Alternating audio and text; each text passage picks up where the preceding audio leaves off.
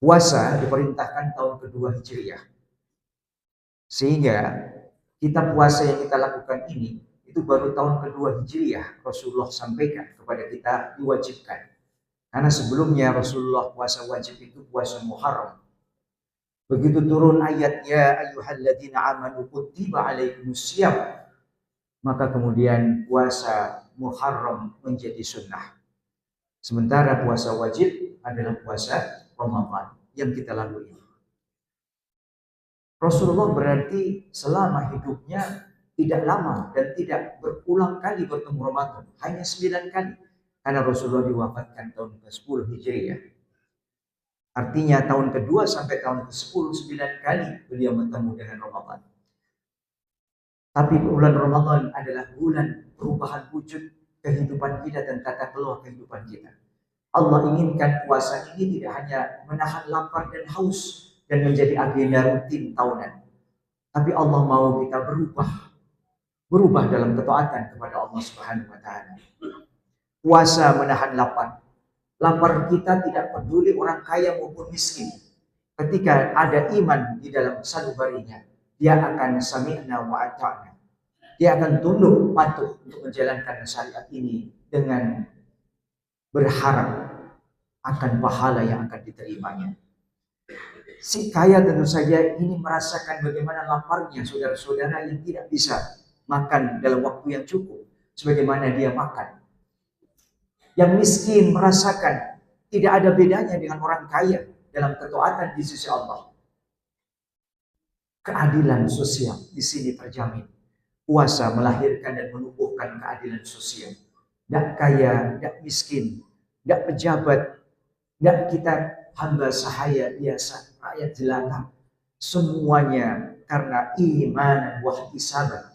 Karena beriman kepada Allah dan berharap akan pahala di bulan Ramadan ini, semuanya tidak dibedakan. Keadilan sungguh pada bulan Ramadan ini. Dan bulan Ramadan adalah bulan di mana Allah inginkan kita berubah wujud dari seekor ulat menjadi kupu-kupu. Setelah melalui proses kepompong, puasa mendidik kita kontemplasi.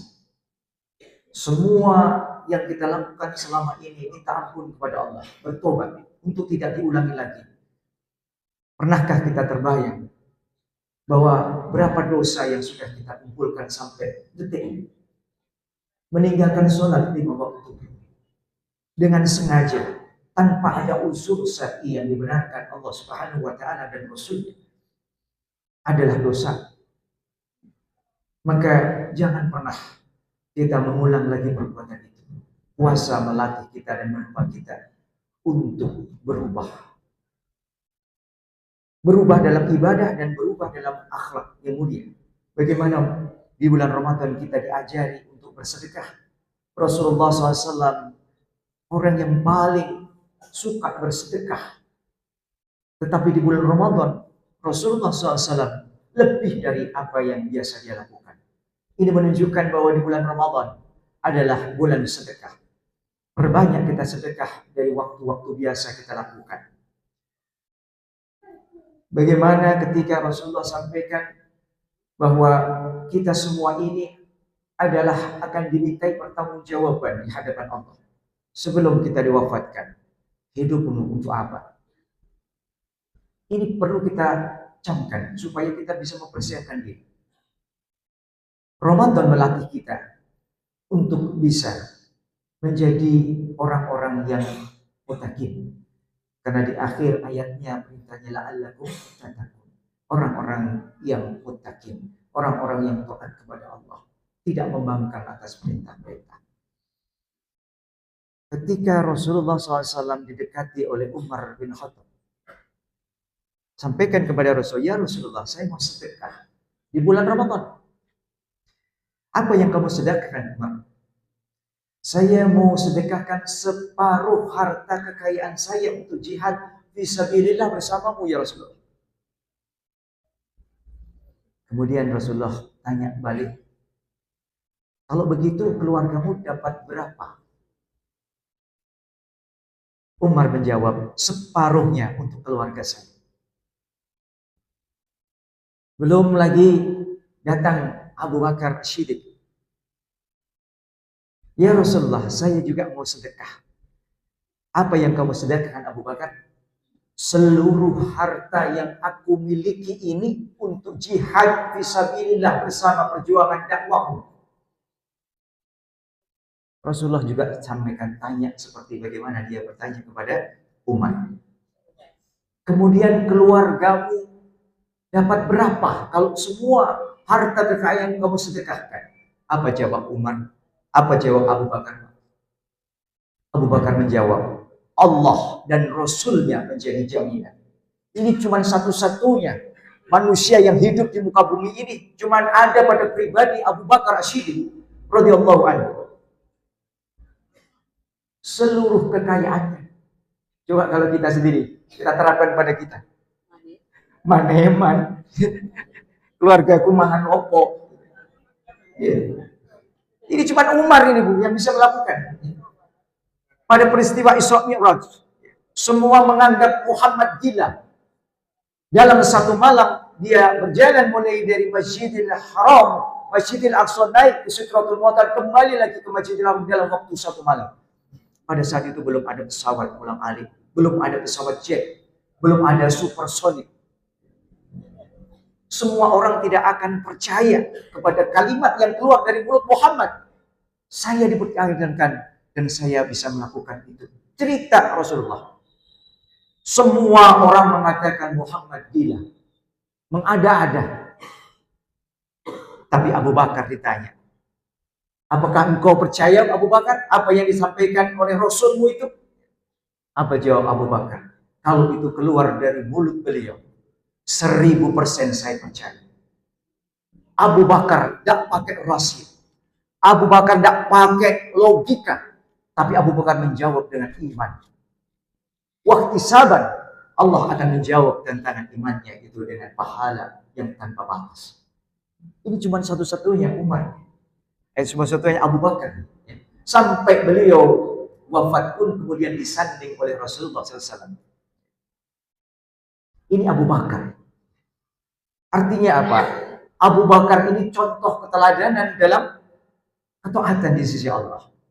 Dia sudah tidak lagi berpikir apapun.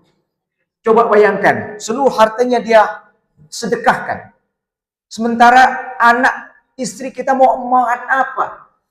Dia kemudian menjawabnya, Allah dan Rasulnya menjadi jaminan keluarga saya. Ini kalau kita susah melakukannya. Belum lagi ketika subuh, selesai subuh Rasulullah kemudian sampaikan, "Siapa di antara kalian yang hari ini sudah bersedekah?"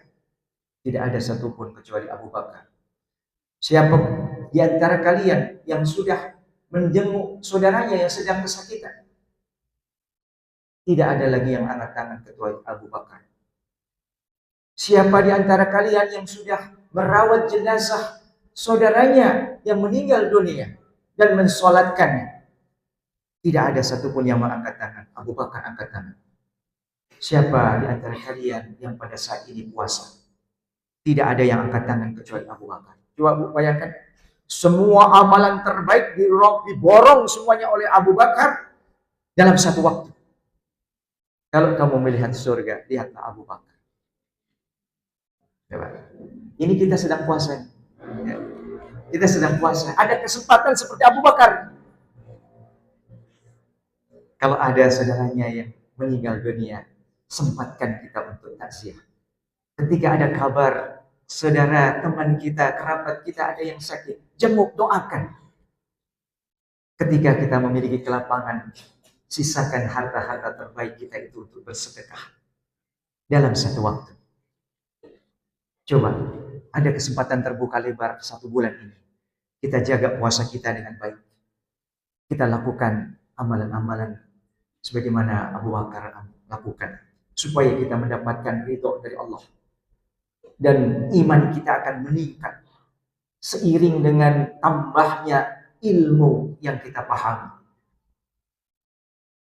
Maka di bulan Ramadan ini masih banyak kesempatan kita untuk mendapatkan banyak sekali pahala.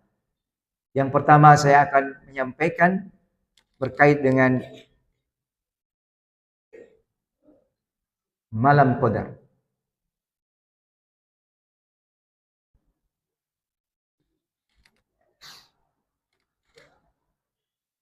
Malam Qadar adalah di malam itulah Allah turunkan Al-Quran.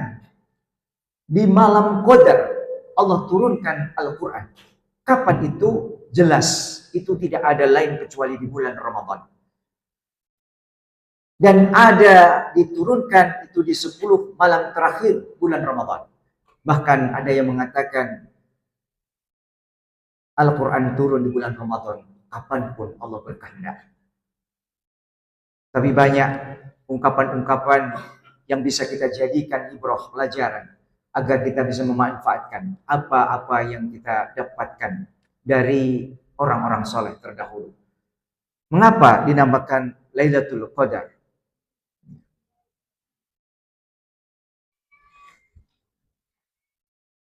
Kenapa dikatakan Lailatul Qadar? Sebagaimana ulama mengatakan penamaan itu sebagai pengagungan terhadap malam Lailatul Qadar itu. Mereka tidak mengagungkan Allah dengan pengagungan yang semestinya. Sebagaimana Allah sampaikan firman-Nya di dalam surat Al-An'am ayat 9. Malam itu memiliki keagungan berupa diturunkannya Al-Quran dan turun semua para malaikat untuk membersamai turunnya Lailatul Qadar dan dipenuhilah keberkahan. Ujung puncak ibadah kita di bulan Ramadan ditentukan di 10 Ramadan terakhir ini. Bagaimana Allah inginkan kita menjadi orang-orang yang memiliki keberkahan sepanjang hidup kita. Bisa jadi karena keutamaan ini akan mendapatkan kesempurnaan kita dalam beribadah dan takwa kita kepada Allah Subhanahu wa taala. Bagaimana mungkin kita akan menyia-nyiakan waktu ini? Bisa jadi Bapak Ibu rahiman wa rahimakumullah, Ramadan tahun ini Allah berikan terakhir kali untuk kita. Bisa jadi Ramadan tahun ini adalah tahun yang penuh dengan keberkahan sepanjang hidup kita. Maka masih ada kesempatan waktu kita memperbaiki diri. Jemput malam Qadar itu di tahun ini. Sekali panjenengan dapat,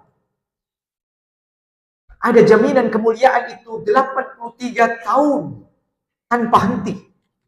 Turun Lailatul Qadar, kita sedang tadarus Al-Quran. Bacaan-bacaan kita itu abadi selama 83 tahun. Ketika kita sholatul lail, sholat malam, turun Lailatul Qadar, sholat malam kita abadi selama 83 tahun. Bisa jadi umur kita tidak sampai, tapi amalan kita sampai dan lebih baik daripada 83 tahun. 1000 bulan. Kemudian yang kedua,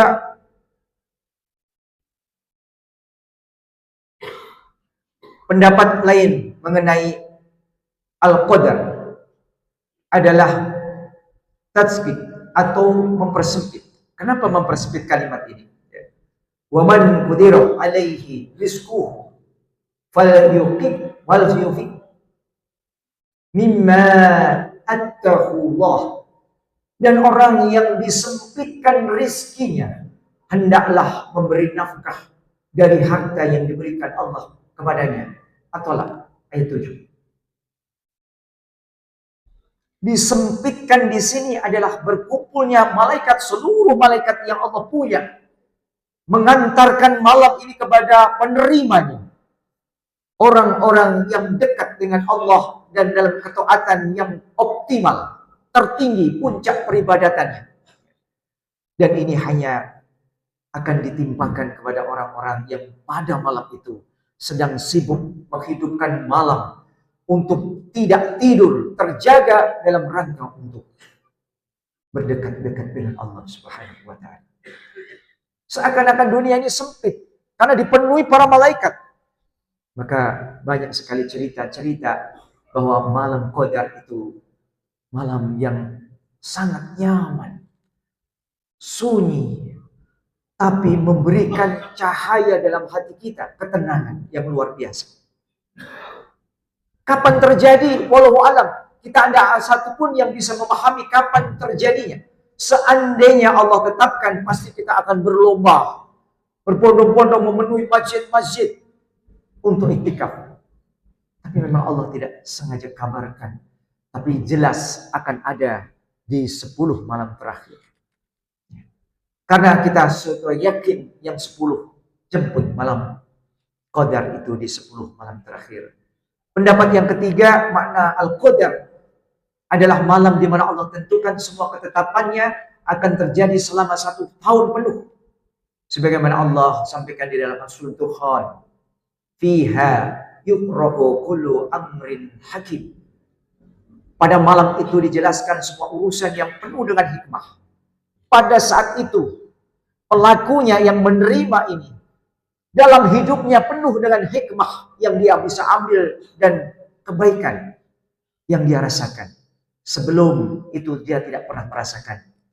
Ini pelakunya mendapatkan keutamaan dan merasakan bagaimana perubahan di dalam mindset, cara berpikir, dalam perilaku, dalam mengatur lisannya untuk tidak menghibah, untuk tidak ngerasani, untuk tidak berkata-kata buruk dan kotor, sekaligus mengandalkan amarah.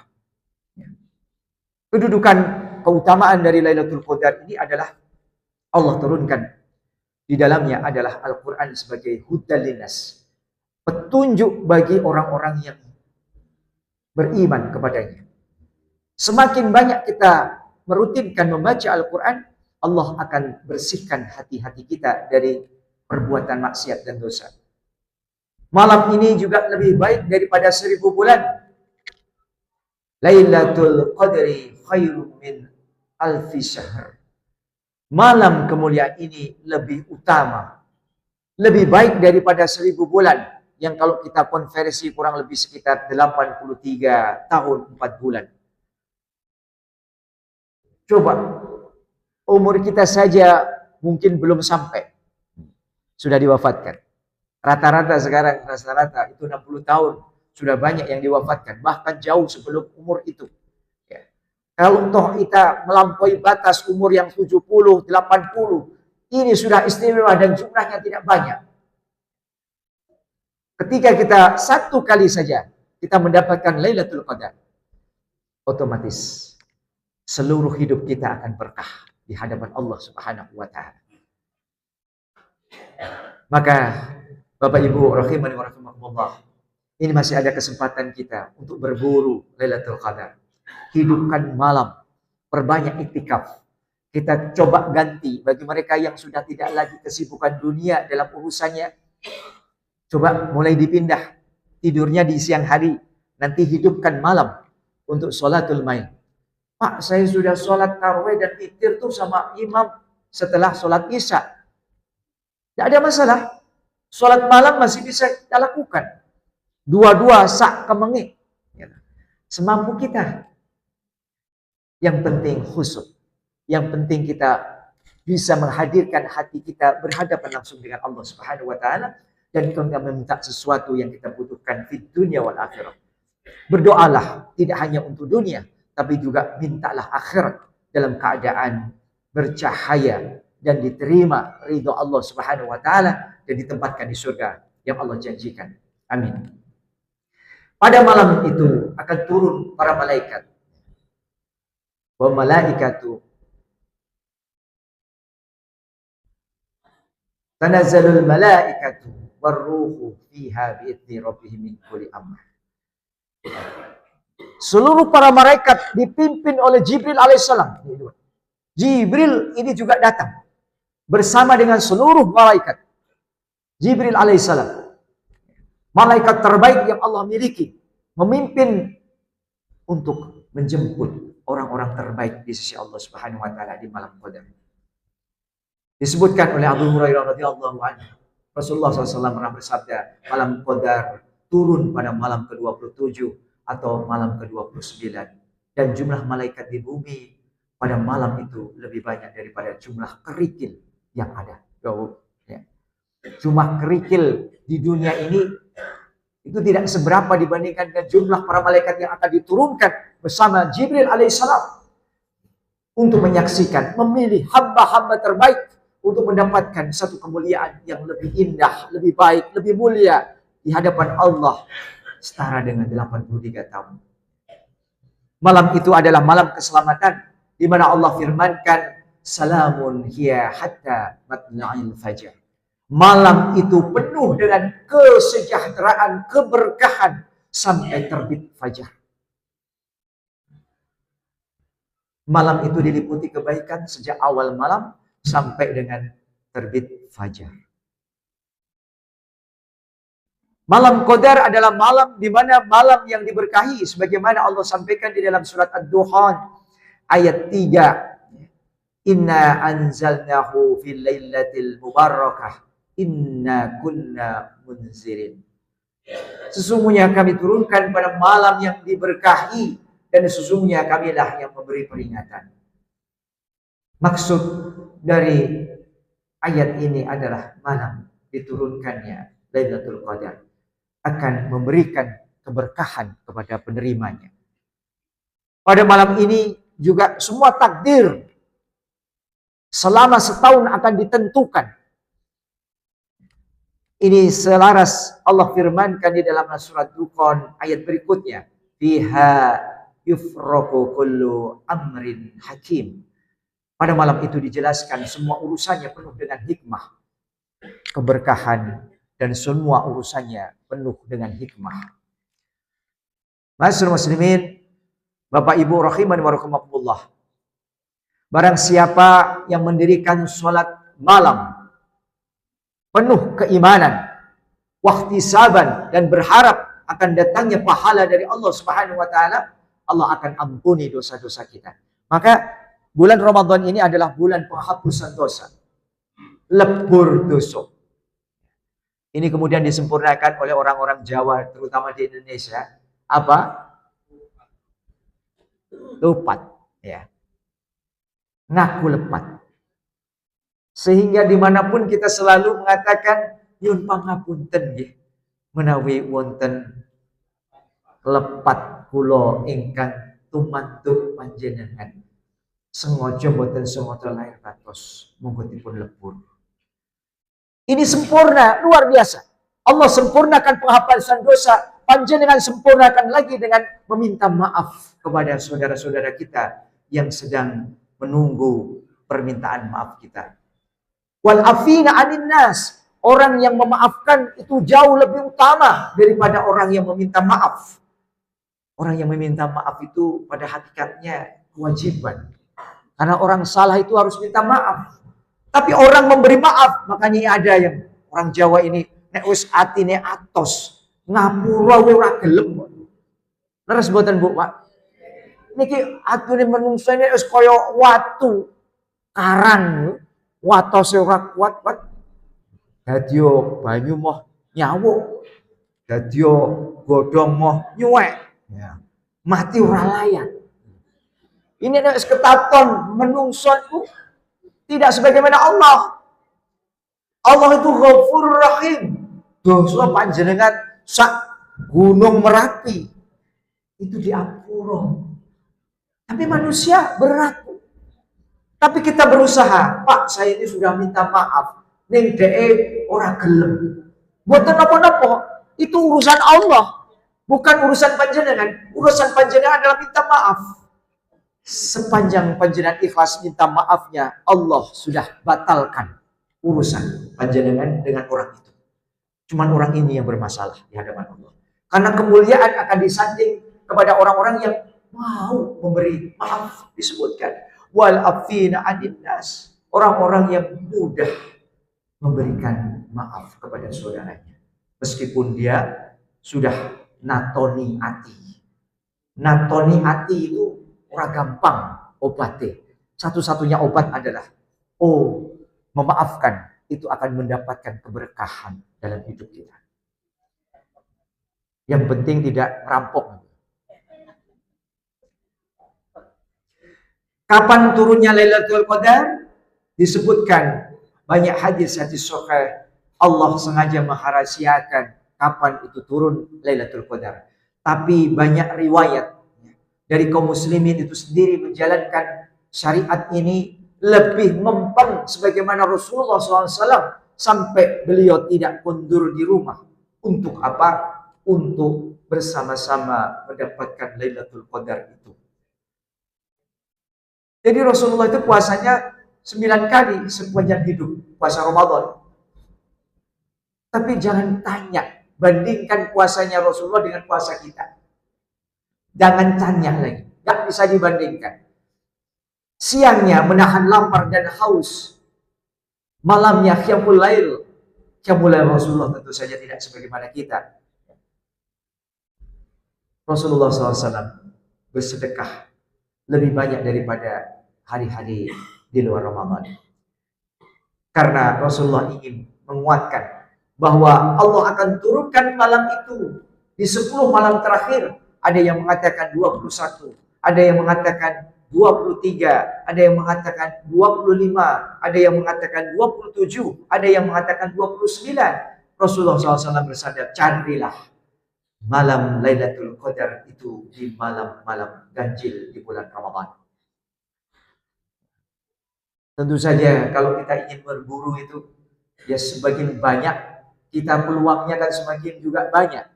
Tapi kalau kita juga memilih-milih, ya, bisa jadi kita juga lolos. Ya. Bisa jadi. Gitu ya. Ya. Maka di 10 Ramadan terakhir tidak ada kata lain kecuali perbanyak ibadah kepada Allah Subhanahu Wa Taala.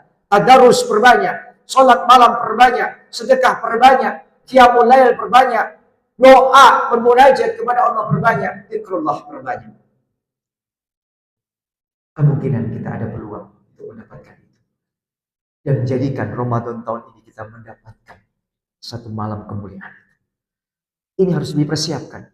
Tidak hanya persiapan opor, kupat, ya, sambelati. Ya. Tidak hanya itu yang kita persiapkan.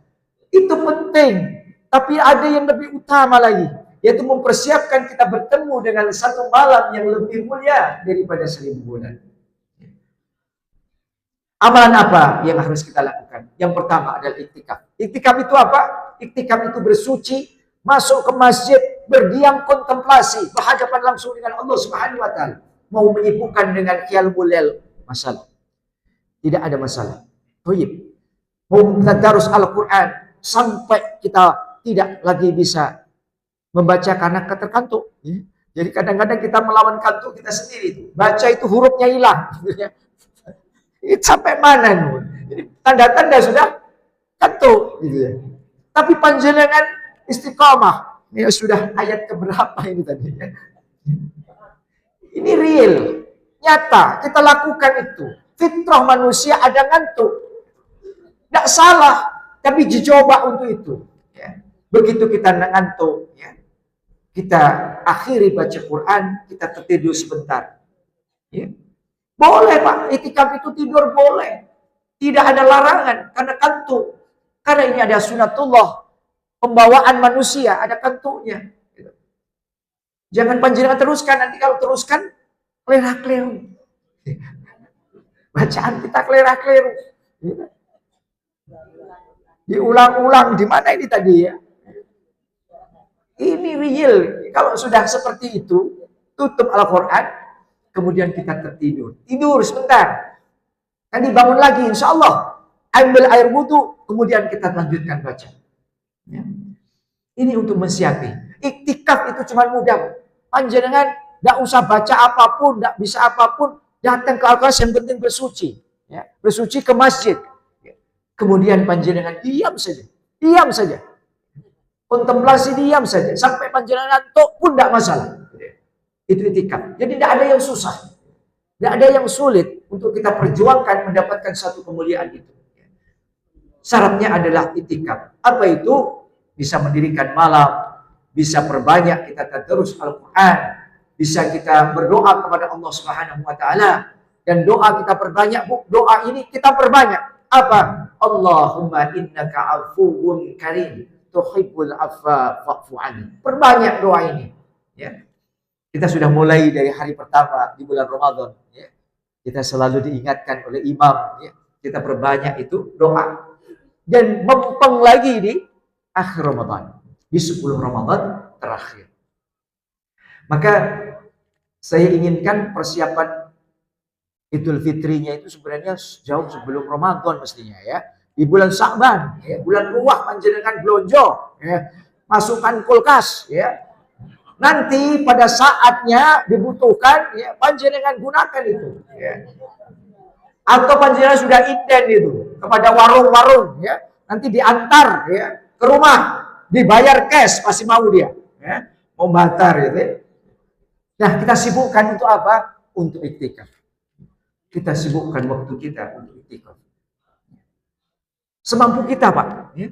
Iktikaf itu semampu kita. Memang Rasulullah mencontohkan tidak kondur sampai gitu. Iktikafnya itu tidak kondur rumah. Ini memang contoh dari Rasulullah. Nek panjenengan bisa melakukan ini mulai dari tanggal 21 Ramadan sampai akhir Ramadan, panjenengan tidak kundur, ada perubahan hidup panjenengan. Bisa rasakan nanti. Ya. Ini sekali-kali perlu dicoba, Pak. Ya. Seumur hidup minimal. Ya. Minimal seumur hidup pernah kita lakukan itu. Apa? Contoh dari Rasulullah SAW. Apa tuh, Pak? Apa? Ya. Tapi Rasulullah juga manusia. Punya keluarga juga seperti kita. Punya pekerjaan juga seperti kita. Tapi Rasulullah mampu melakukan. Artinya apa? Kalau kita berupaya, niat bisa. Cuman permasalahan kita sendiri yang ngebet-beti. Apa tenan? Tak coba yuk, angel tenan. Yuk angel nopo, Pak? Wong si.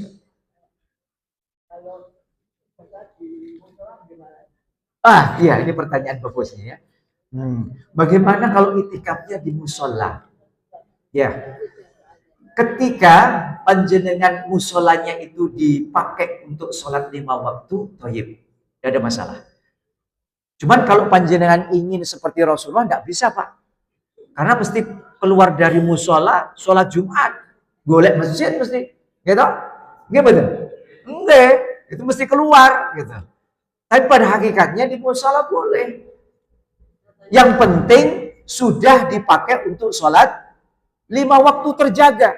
Ya, musola itu dipakai untuk selalu berjamaah sholat 5 waktu. Dibolehkan. Cuman ketika nanti panjenengan ketemu sholat Jumat, nah ini yang kemudian akan keluar dari musola menuju masjid-masjid yang diselenggarakan sholat Jumat. Maka musolanya pakai Jumatan, Pak. Ya. Boleh, Pak. Diagendakan musolanya dipakai untuk Jumatan sekalian. Sehingga Bapak nggak jauh-jauh. Gitu kan? Tetap di musola itu, ya. Cuman kita niatkan, pengurus takmir diminta, sekarang dipakai untuk Jumatan. Supaya apa? Supaya, namanya musola nggak masalah, yang penting dipakai Jumatan, Pak. Gitu. Ya insya Allah. Ya. Ya, ini juga syarat. Ya. Syaratnya memang masjid itu sudah diwakafkan kepada umat. Ya. Boleh kepada lembaga yayasan ataupun kepada badan wakaf yang lain. Ya, jadi bukan milik pribadi. Jadi kalau masjid, namanya masjid tapi masih milik pribadi, ini kalau bisa dijauhi untuk itikaf. Ya. Karena ini bukan lagi miliknya Allah. Ya. Meskipun itu sudah dipakai untuk Jumatan, untuk sholat 5 waktu, gitu ya. Jadi ini ada ikrar, ya, wakaf bahwa masjid ini sudah saya wakafkan. Kepada badan usaha ataupun yayasan ataupun perkumpulan, ya, perkumpulan kelompok majelis-majelis tertentu, ya, entah itu takmir masjid, entah itu LPMD, LPMK di kampung itu, ya, tidak masalah. Yang penting ini sudah diwakafkan. Musolanya sampun ya, Pak, sampun diwakafkan. Sudah. Oh, sudah masjid sekarang. Alhamdulillah. Ya. Ini yang saya sampaikan. Apakah di musola itu boleh? Ya, saya sampaikan. Syaratnya sudah terpenuhi atau belum? Sebenarnya pada hakikatnya boleh. Selama itu sudah ada di posisi tanah wakaf dan dipakai untuk sholat 5 waktu, boleh. Cuma nanti ketika panjenengan ingin seperti Rasulullah, tidak bisa. Karena harus keluar rumah. Keluar masjid musola itu untuk mencari masjid di mana diselenggarakan sholat Jumat. Harus keluar dulu. Padahal Rasulullah yang sholatnya di masjid itu, ya. Jumatannya di masjid itu. Ya. Keluarnya ketika buang air kecil maupun besar, dan setelahnya kembali lagi berwudu masuk ke dalam masjid. Begitu Bapak. Ya, ya mudah-mudahan ini juga ada tambahan bekal ilmu. Ya. Kemudian apa ini? Tugas kita sebagai orang tua, ajak anak-anak kita nih, ya. Mau laki-laki mau perempuan, ajak untuk itikaf. Ya, di masjid-masjid itu biasanya para takmir sudah menyediakan khusus. Ada hijab untuk para wanita. Wanita untuk ini ke belakang ini wanita. Untuk di sini untuk laki-laki. Ini biasanya seperti itu. Gitu. Atau kalau panjenengan ingin prepare sendiri, ya model seperti itu bilik itu panjenengan menyediakan sendiri, gitu ya. Boleh saja supaya tidak ya bertemu dengan laki-laki misalkan. Tapi pada hakikatnya semua dianjurkan. Ya. Bahkan para sahabat itu mengajak keluarganya. Ya. Ali bin Abi Thalib mengajak seluruh istri dan anak-anaknya untuk menghidupkan malam untuk beriktikaf di masjid. Ya. Ini adalah satu amalan jamaah. Ya. Panjenengan sebagai penanggung jawab keluarga, kepala keluarga, panjenengan bisa menetapkan mulai saat ini. Ayo kita iktikaf semampu kita masing-masing. Ada yang mungkin 2 jam, ada yang 3 jam, ada yang ya sepanjang hari. Monggo, semampu kita. Tapi jangan sia-siakan iktikaf ini. Ini ibadah yang agung di sisi Allah Subhanahu wa taala, ya. Semampu kita, ya. Maka ini sebenarnya sudah bisa dipersiapkan. Ya, bagi mereka yang pegawai dan punya atasan ini mah susah. Bisa ditegur atasan itu kalau libur 10 hari itu, ya. Tapi yang sudah pensiunan, nah ini kan sudah ada ikatan, ya. Masih kita alasan, gitu ya. Nah, coba seumur hidup minimal Pak bisa pernah kita lakukan ini sebagaimana amalan Rasulullah Muhammad Sallallahu Alaihi Wasallam, sebaik-baik wasilah yang kita teladani. Kemudian berikutnya, ya ini syarat kita ya harus subli berhadas dari hadas besar, hadas kecil. Nah ini tanda-tanda bagaimana tanda-tanda Lailatul Qadar itu ya akan muncul. Pada saat itu cuaca malam itu cerah, sejuk, tidak panas dan tidak ada dingin.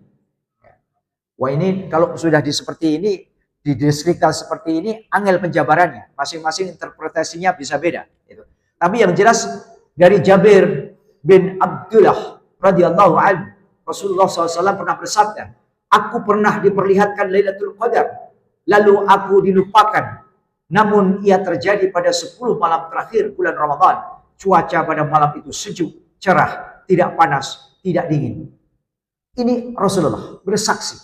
Pada saat itu diturunkan Lailatul Qadar, namun terjadi pada 10 malam terakhir bulan Ramadan. Cuaca pada saat itu sejuk, cerah, tidak panas, tidak dingin. Rasulullah dilupakan pada saat itu. Ya. Hujan kan sejuk, ya kan? Nah, jelas sejuk gitu ya. Tapi enggak Bu, Allah itu kalau sudah berjanji Bu, akan ditepati. Iya. Tidak panas, tidak dingin, sejuk. Ya. Nyaman dia. Matahari bersinar terang pada pagi harinya. Ya. Karena apa? Karena malaikat semua mengepakkan sayapnya. Sehingga semuanya merasa tentrem, ayem. Di seluruh para malaikat yang jumlahnya jauh lebih banyak daripada kerikil yang ada di tempat kita. Bayangkan itu, kerikil kita saja kita nggak mampu hitung. Ya.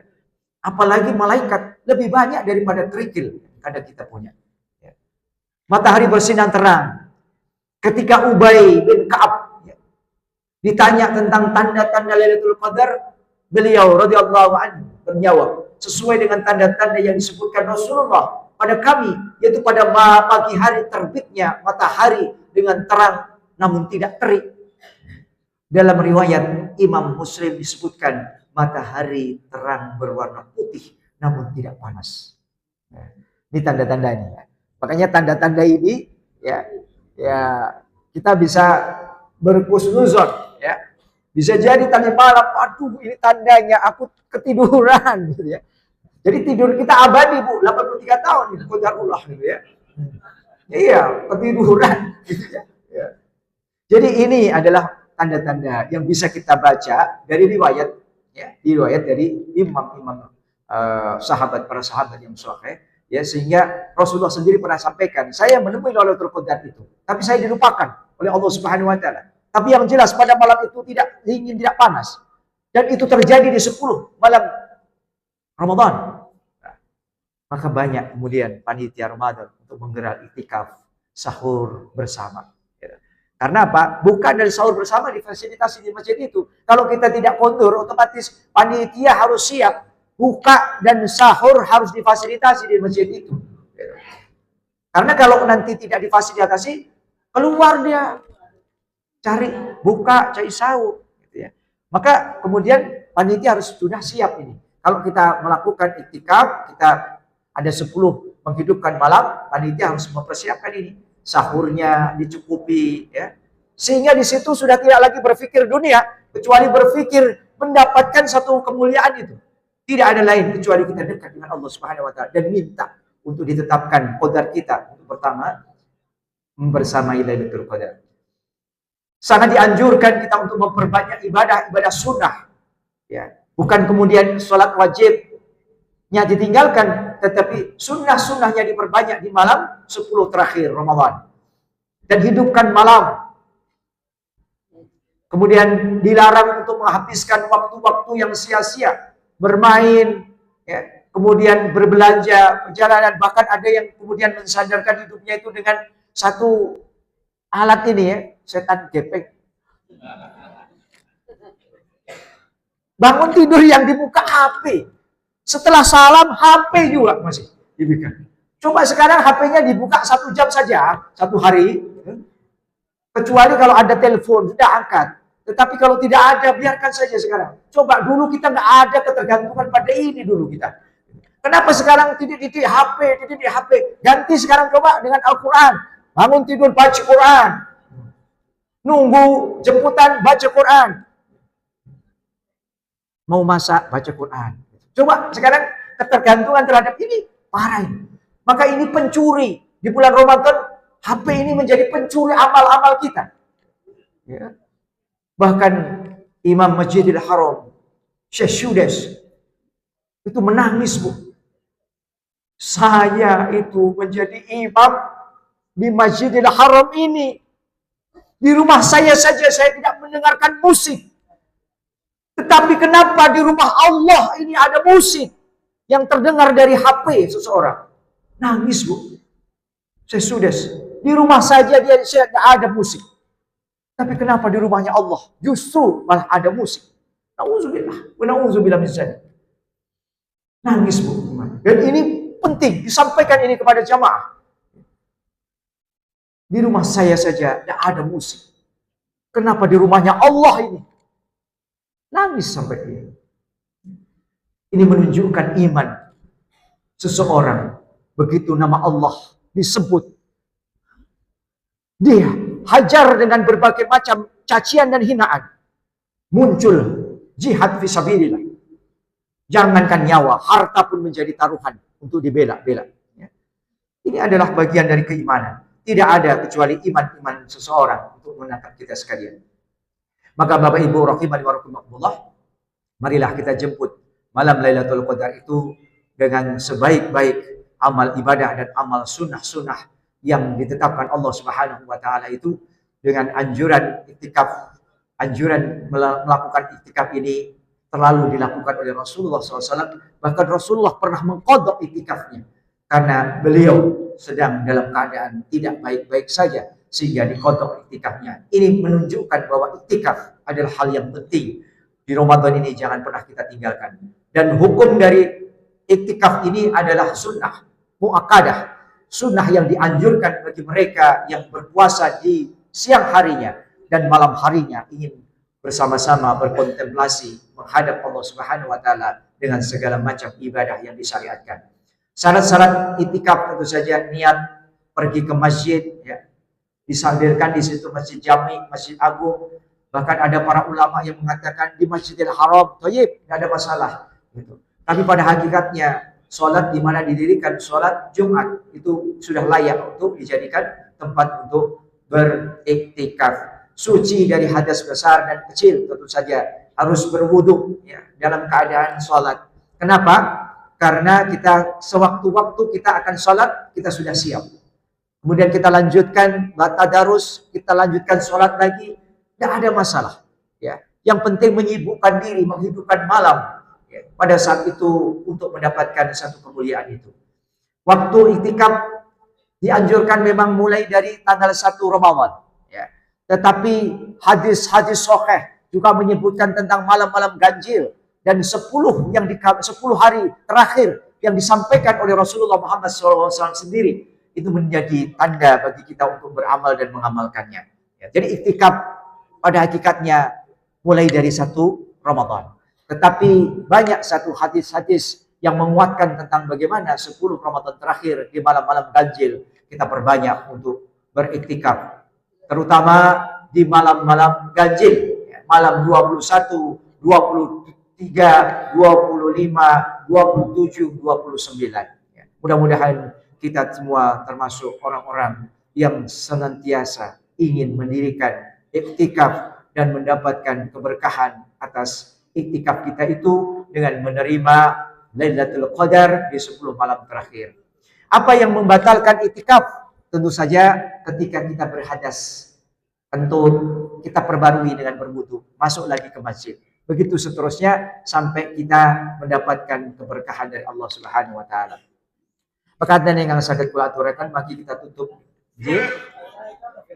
Terus bedi, Ibu. Apa? Ya, para wanita. Oh, J, boleh. Saya, Pak. Saya sudah rekam. Ya.